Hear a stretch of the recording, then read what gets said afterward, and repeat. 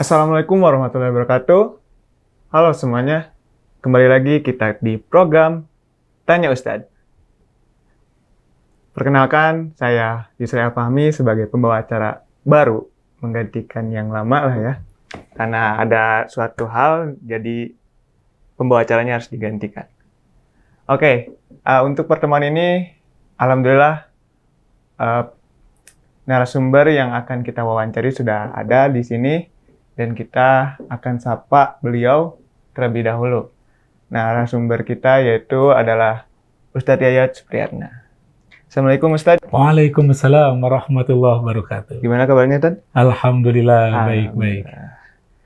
Nah, untuk pembahasan di Tanya Ustadz sekarang tuh, Tad, kita akan ngebahas tentang bahasa Arab nih. Lebih tepatnya ke bahasa Arab Al-Quran. Yeah. Nah, sedikit yang saya baca, ternyata bahasa Arab Al-Quran dan bahasa Arab pada umumnya yang dipakai gitu ya, untuk ngobrol dan semacamnya, ternyata berbeda ya, Ted? Ya, jadi bahasa Arab itu adalah bahasa yang digunakan oleh kaum Arab, ya. Kaum Arab, ya. Nah, di sana kaum yang Arab itu memiliki beberapa suku, ya. Ada suku Huzail, ada suku apa, nah, ada suku Tamim, ada suku Quraisy. Namun, ketika Al-Quran turun, itu ada bahasa-bahasa yang digunakan oleh semua suku itu. Sehingga apabila mereka membaca atau mendengar, itu memahami. Jadi, kalau bahasa kita sebagai paramasastra, ya, bahasa yang mustarokah, yang disepakati, atau bahasa yang menjadi bahasa Indonesia, kan ada suku-suku. Yeah. Nah, itu bahasa Arab Al-Quran, itu bahasa yang Allah turunkan, di mana sebagian digunakan, atau sebagian besarnya digunakan oleh suku-suku yang sudah pada mengenal. Walaupun nanti ada sahabat Umar misalkan ketika Abba, itu apa itu Abba pada dalam Al-Quran. Nah, mereka kemudian Umar melihat ada orang yang bertengkar. Nah, kemudian bahwa anna fatartu, Abba itu ada kaitan dengan fatartu yang menciptakan. Nah, itu bahasa Arab Al-Quran ya, dengan bahasa Arab pada umumnya nanti gitu. Jadi kurang lebih bahasa Arab Al-Quran tuh bahasa Arab nasionalnya gitu ya. Ya, bahasa Arab yang tentu saja diturunkan oleh Allah ya, Al-Quran, di mana nah sebagian besar itu udah digunakan ya. Baik digunakan dalam percakapan yang isinya sama, nanti ada bahasa yang memang teksnya sama, tetapi memiliki kandungan makna yang berbeda atau konsep yang berbeda. Ya, contoh nanti kata karim itu ada perubahan makna yang mendasar ketika Al-Quran turun dan sebelum Al-Quran turun. Itu. Oke. Tadi kan itu tuh sebagai bahasa nasionalnya yang dimana ya dari Allah diturunkan. Nah, sebenarnya untuk kita sebagai kaum muslim sendiri gitu, seberapa penting sih untuk mempelajari bahasa Arab ya, terutama bahasa Arab Al-Quran itu? Gitu. Ya, pertama karena Al-Quran adalah bahasa Arab, atau kalau kata Nabi, ta'allamul arabiyah, pelajarilah bahasa Arab, karena Al-Quran unzila biha, diturunkan dengan bahasa Arab. Kemudian juga wa ana arabi, dan saya orang Arab, atakallamu bil arabiyah, berbicara dengan bahasa Arab. Wa ahlul jannah yatakallamu biha, ahli surga itu berbicara dengan bahasa Arab. Jadi betapa penting bagi muslim. Kenapa? Karena Al-Quran sebagai hudan, sebagai petunjuk, itu yang perlu kita pahami, yang kita perlu aplikasikan dalam kehidupan sehari-hari. Nah, itu sangat-sangat pasti kurangnya ketika kita membanggakan petunjuk, tapi kita tidak paham. Saya punya petunjuk nih, hebat, tapi nggak paham. Petunjuk tentang apa? Ya nggak tahu. Nah, itu di sana nilai pentingnya kita, seorang muslim, belajar bahasa Arab, wabil khusus nanti bahasa Arab Al-Quran. Gitu. Jadi, pada dasarnya, kenapa kita harus belajar bahasa Arab sebagai muslim? Karena emang ya ajarannya dari orang Arab, bukan orang Bukan Arab. sumbernya adalah Sumbernya di berbahasa Arab. berbahasa Ya. Arab. Jadi baik Al-Quran maupun hadis Nabi itu berbahasa Arab, begitu. Jadi dengan kita belajar, kita bisa lebih lebih khusyuk, lebih mengetahui makna-makna di ibadah-ibadah kita. Iya, Gitu ya. jadi kita pertama bisa mengakses atau menyerap hidayah atau petunjuk Allah Subhanahu wa Ta'ala, kemudian petunjuk Rasul, kemudian juga memahami tadi dalam kita beribadah kepada Allah yang menggunakan bahasa Arab seperti sholat, kan itu pakai bahasa Arab, ya. Nah, itu setidaknya akan berbeda ketika kita memahami bacaan sholat, ya, dengan memahami isi kandungan dan bahasa Arabnya, dengan tanpa, itu akan berbeda, ya, bisa kita rasakan, ya, gitu. Tadi ya yang Ustadz bilang kan di akhirat pun kita bakal berbahasa Arab gitu ya. Nah, itu hadis Nabi begitu teksnya, ya. Tapi apakah yang dimaksud dengan bahasa Arab seperti ini, wallahu alam, ya. Tapi hadis Nabi teksnya seperti itu, ya. Tetapi nanti bisa pemahaman bisa lebih luas, ya, gitu. Soalnya takutnya gitu kan, mereka yang nggak bisa bahasa Arab nggak bisa masuk surga gitu. Ada celetukan gitu. Tapi kan gini, Muslim itu paling tidak dia nggak pernah mungkin tidak bisa bahasa Arab. Iya. Kenapa? Karena kewajiban seorang Muslim adalah diantaranya adalah melaksanakan ibadah sholat. Iya. Dan sholat berbahasa Arab. Karena itu dulu ada Profesor Hasbi As-Siddiqi. Ya, ulama kita terkenal itu pernah mengatakan bahwa belajar bahasa Arab itu fardu ain. Tidak boleh diwakilkan. Kenapa? Karena ketika dia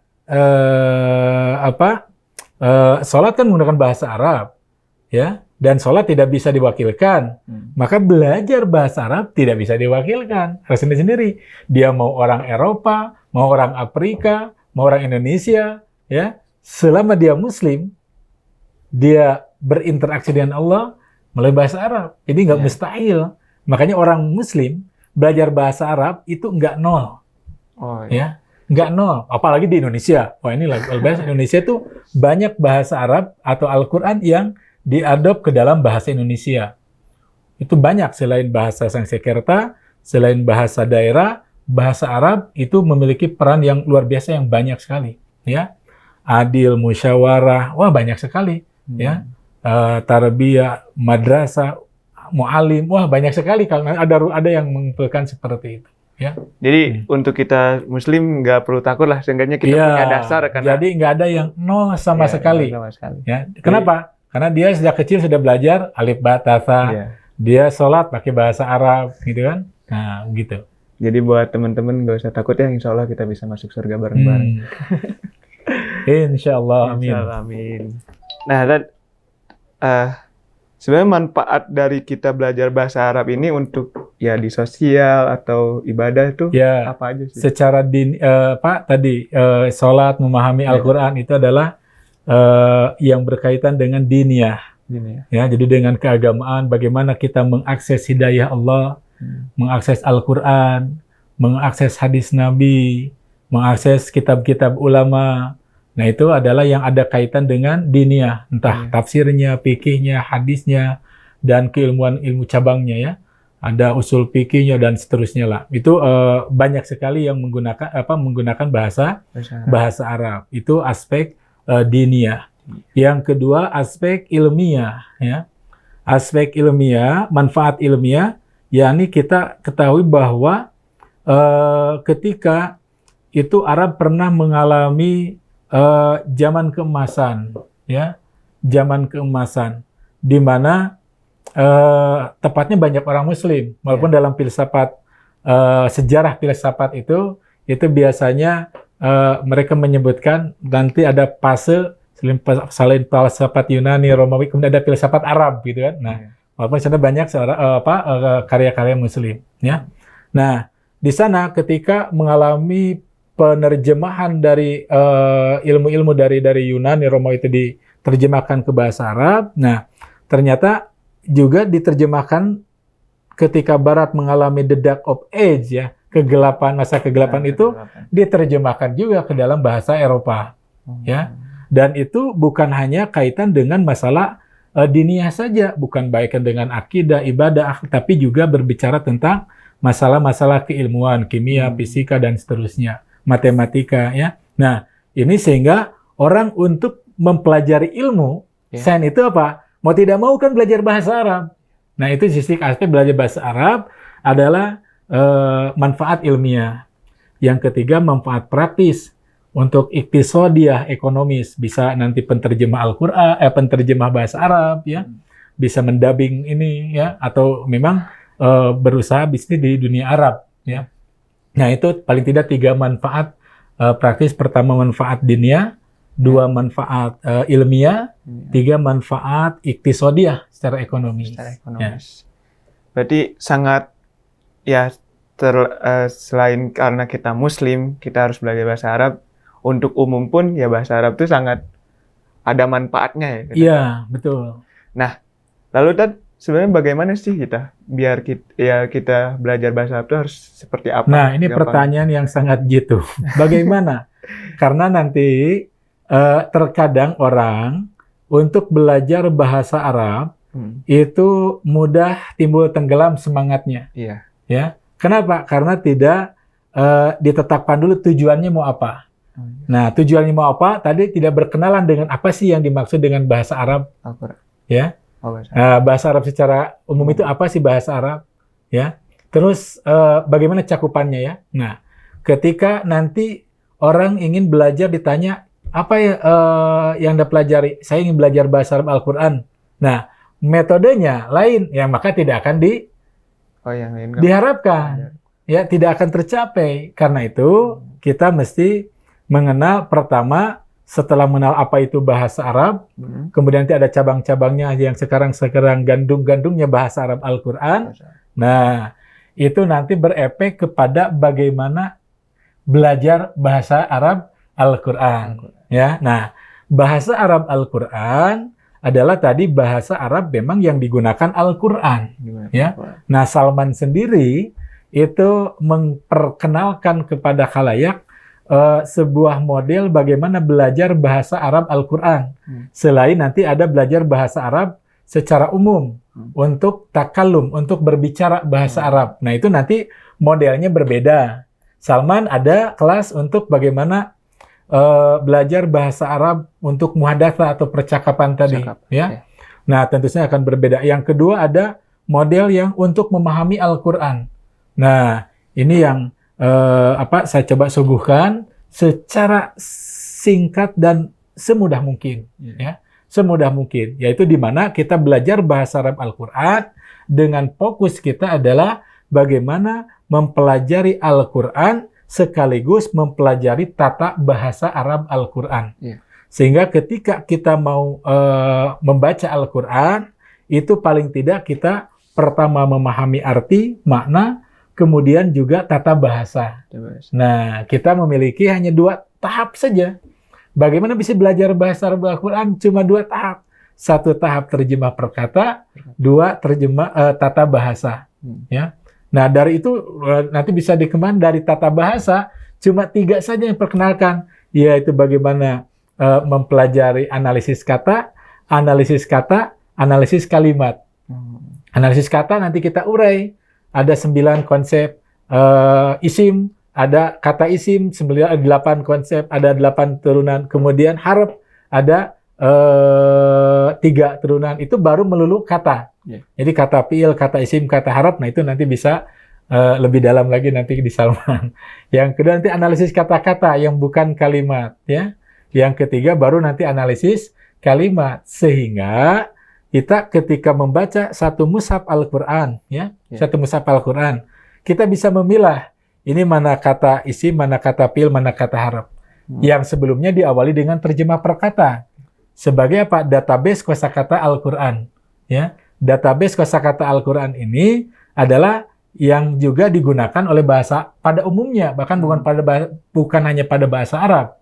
Jadi belajar bahasa pada umumnya ternyata kosakata atau vocabulary itu memiliki presentasi yang jauh lebih besar, ya, tekanannya, stressingnya itu, ya, jadi jauh lebih besar itu vocabulary itu. Nah, kalau yang belajar bahasa Arab Al-Quran, maka itu perkuat terjemah per kata. Itu database kosakata Al-Quran. Semakin kita mengenal dengan ismi nama Allahi Allah Ar-Rahmani Maha Pengasih Ar-Rahimi Maha Penyayang Alhamdulillah segala puji terus, itu udah kosakata udah berapa kata itu kita satu mushaf. Dicicil gitu udah lama banyak. Kedua nanti analisis tata bahasanya. Ini kata apa? Nah, dengan modal terjemah per kata itu akan terbantu kita bisa mengidentifikasi mana ini kata kerja, kata isim, kata harap. Selain nanti dibantu dengan ciri-cirinya. Tapi kosakata saja itu sudah membantu. Baru nanti ini analisis kalimat nanti. Mana subjek, mana predikat, mana objek. Sehingga ketika menerjemahkan, kok kenapa ya terjemahan secara per kata begini, tapi secara kalimat sudah berbeda. Nah, itu karena ada perubahan, ya. Kita perkata dengan kalimat tentu saja berbeda dengan karakteristik bahasa Arab dan bahasa Indonesia yang ada beberapa kesamaan, tetapi juga ada beberapa perbedaan. Seperti konsep MD dan DM, diterangkan menerangkan. Nah, dalam bahasa Arab bisa bisa konversi gitu, bisa diterangkan menerangkan atau menerangkan diterangkan. Bisa subjek di depan, bisa subjek di belakang predikat. Nah, itu bahasa Arab Al-Quran yang kita suguhkan, sehingga ketika kita membaca mushaf, nah itu sudah tergambar baik terjemah per kata, kemudian tata bahasanya yang diharapkan nanti memahami, ya, dan nanti perlu ada unsur-unsur ilmu lain, ada unsur tafsir nanti masuk di sana, ya, dan tentu saja ilmu-ilmu yang lain. Jadi untuk memahami Al-Quran itu tidak bisa hanya udah menerjemah per kata langsung paham, ya enggak. Terlalu gegabah itu. Nanti ulama memarahi, kenapa ini bisa ini. Buktinya apa? Gerakan terjemah Al-Quran sudah berapa lama kita di Indonesia kan, itu bukan penghayatan atau pemahaman terhadap Al-Quran semakin begitu dahsyat baiknya, belum tentu juga korelasinya, ya. Nah, itu terkait dengan pertama model pembelajaran. Yang kedua adalah alat bantu tadi untuk memahami Al-Quran. Ini adalah bahasa Al-Quran sebagai salah satu gerbang untuk lebih memahami Al-Quran. Begitu. Sangat luar biasa ya, Dad. Banyak banget yang harus dipelajari gitu ya. Sedikit. Kalau bahasa bukan yang tadi. Supaya, wah ini banyak sekali. Cuma 2 tahap tadi. Oh iya, 2 tahap. Terjemah per kata, analisis, tata bahasa. Sedikit kan? Nah, nanti analisis tata bahasa, cuma 3. Analisis kata, kata-kata, kalimat. Sederhana bukan? Nanti kita praktekkan. Ya, tadi karena Ustadz menjelaskannya cukup panjang lebar, jadi wah banyak juga gitu ya. Tapi karena ya ada gak sih itu motivasinya buat buat kaum-kaum yang mageran gitu, karena tadi mungkin ngedengar penjelasan Ustadz gitu, biar mereka tertarik gitu ikutan program. Ya, jadi sekarang sudah banyak sebetulnya teknologi ada terjemah per kata sudah semakin mudah. Jadi kalau kita baca walaqad yasarnal Qur'ana lidzikri fahal mim mudzakir, itu semakin nyata. Bahwa Al-Quran itu betul-betul kami mudahkan, baik untuk dihafal, dipelajari. Tapi persoalannya fahal mim mudzakir, apakah ada orang yang mau? Nah, untuk mau ini nanti ada mushkilatul lughawi, di dalam belajar apapun itu ada 10 prinsip dasar. Nah, yang ke-10 itu nanti ada muskilah, problematika dalam setiap ilmu. Nah, dalam pelajaran bahasa ada muskilah, itu ada problematikanya juga. Cuma nanti ada muskilatul lughawiyah, problematika bahasa itu sendiri. Yang kedua, problematika non-lughawiyah atau ghair lughawiyah, non-linguistik, yaitu bukan dari sisi bahasa. Seperti apa? Motivasi, kemauan tadi. Nah, kalau kita melihat tentang bagaimana prospecting, ya, prospek terhadap bahasa Arab Al-Quran ini, ya, yang bukan hanya sekedar kekinian dan kedisinian semata, tetapi kita prospeknya sampai akhirat kelak tadi. Nah, maka kita menjadi sangat bergairah untuk belajar bahasa Arab, ya. Karena petunjuk kita tadi Al-Quran yang menggunakan bahasa Arab, hadis-hadis dan kitab para ulama pun menggunakan bahasa Arab. Gitu. Oke gitu sobat ya. Untuk sobat-sobat semua gak perlu ragu lagi gitu buat ikutan program ini karena ya banyak banget manfaatnya kan. Dari mulai kita untuk lebih memperdalam Al-Quran, ya ada untuk kalau misalnya mau kerja di Arab gitu. Dan tadi udah dijelasin juga sama Ustadz Yayat bahwa ya tahapan untuk belajarnya juga ya nggak terlalu ribet gitu.